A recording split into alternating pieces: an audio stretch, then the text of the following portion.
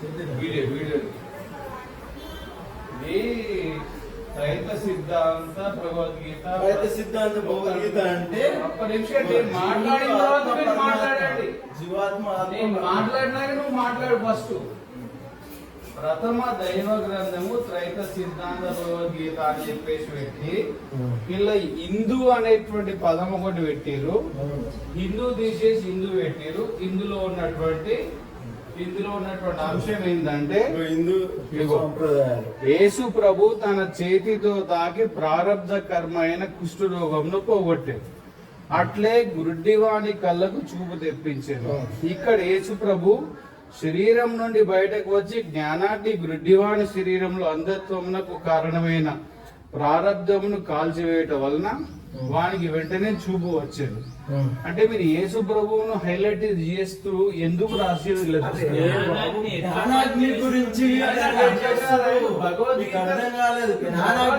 భగవద్గీతలో యేసు ప్రభు ఎందుకు వచ్చిండు? భగవద్గీత అనే విషయం అర్థమైంది. హిందూ మతం గురించి మాట్లాడుతున్నా ఉండబట్ల నువ్వు మా ఇంటికి వచ్చి నువ్వు మాట్లాడుతున్నావు కాబట్టి నేను చెప్తున్నా. నేను తీసుకో అంతేగాని ఊరికే కాదు. నువ్వు తప్పు. నువ్వు ప్రచారం చేయడం తప్పు. యేసు ప్రభు గురించి ప్రచారం చేయడం. యేసు ప్రభు గురించి ఇదేంటి? యేసు ప్రభు కాకపోతే ఎగ్జాంపుల్ భగవద్గీతలో యేసు ప్రభు ఎందుకు?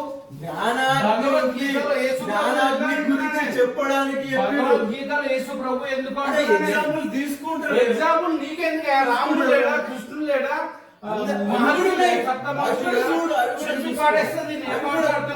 చూసుకో అవి కూడా చూసుకో.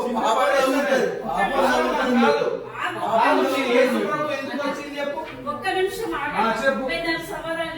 చెప్పు. ప్రభు ఎందుకు వచ్చిందో అడుగుతున్నావు కదా. ప్రభు గురించి అడగలేదమ్మా. నాకు బైబిల్ అవసరం లేదు. బైబిల్ భగవద్గీత పెట్టుకొని భగవద్గీతలో యేసు ప్రభు ఎందుకు వచ్చిందని ఎగ్జాంపుల్ చెప్పి చూసుకోవాలి.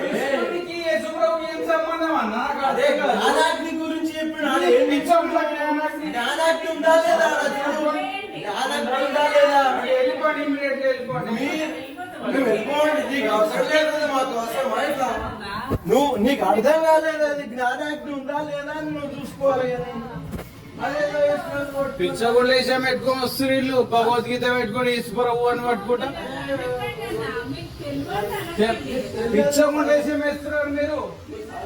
పనికి రాదు. బొట్టు పెట్టారు. డైరెక్ట్ బైబిల్ పట్టుకొని తిరుగుండి. భగవద్గీత కాదు. యేసు ప్రభు గురించి ప్రచారం చేస్తున్నారు. పిచ్చోళ్ళగా మాట్లాడకు.